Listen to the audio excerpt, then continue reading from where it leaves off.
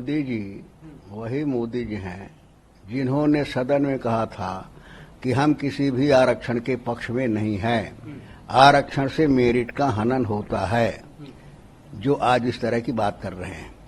और आरक्षण सबसे पहले इसकी शुरुआत मध्य प्रदेश की कांग्रेस सरकार ने किया था, जो सामान्य वर्ग के गरीबों के लिए आरक्षण का प्रावधान किया था, कांग्रेस पार्टी ने किया था।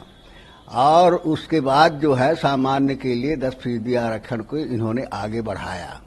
ये हमेशा ओबीसी के और गरीब के विरोध में रहे हैं। इन्होंने तो आरक्षण के विरोध में ही थे, जबकि आरक्षण जरूरी था।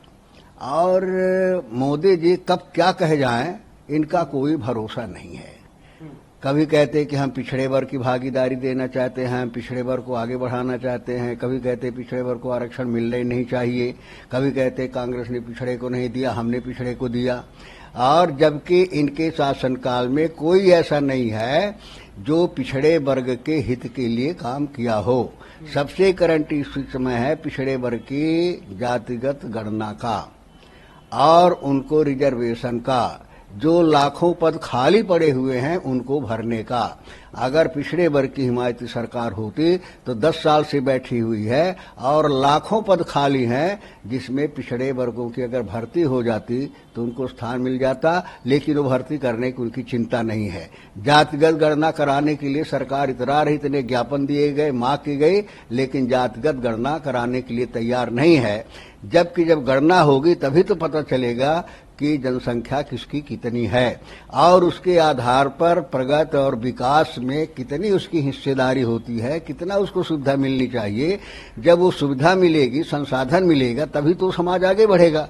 तो इन चीजों की कोई फिक्र नहीं है, केवल पिछड़े वर्ग का नाम लेकर के या कि पिछड़े वर्ग में संगठन में कहीं 2-4 आदमियों की भागीदारी दे करके और उसको गाते हैं कि हमने पिछड़े वर्ग को आगे बढ़ाया है। वास्तव में इनकी मानसिकता पिछड़ा वर्ग के विरोधी है। सर, आरजेडी के मनोज प्रधानमंत्री कभी बफेलो की बात करते हैं, कभी मंगलसूत्र की बात करते हैं और अब कह रहे हैं कि अगर ऑपोजिशन आ जाता है तो आपके नलके और आपकी इलेक्ट्रिसिटी भी छीन लेंगे। पूरे विश्व में कोई ऐसा बिग लीडर, बड़ा राजनेता नहीं है जो इस तरह की बातें करता है। अब इससे आप केवल ये सोचिए कि वो प्रधानमंत्री की कुर्सी पर जो सबसे बड़ा लोकतंत्र है, उस लोकतंत्र की कुर्सी पर बैठा व्यक्ति जो है, जो दुनिया के नेतृत्व की बात करता हो, अगर वो इतनी घटिया बातें करें जिन बातों का कहीं कोई अर्थ नहीं है, कोई संदर्भ नहीं है, कोई उल्लेख की जरूरत नहीं है, कोई अर्थ उसका नहीं है, इस तरह की बातें करके जो है ये क्या साबित करना चाहते हैं, दुनिया को क्या दिखाना चाहते हैं, हमारे तो समझ में नहीं आता। अब प्रधानमंत्री कभी कहते हैं कि माने अगर कांग्रेस को वोट दोगे तो राम मंदिर के साथ मस्जिद बना दी जाएगी, इनको वोट दोगे तो आरक्षण खत्म हो जाएगा, इनको वोट दोगे संविधान खत्म हो जाएगा। जो ये करना चाहते हैं, संविधान खत्म ये करना चाहते हैं।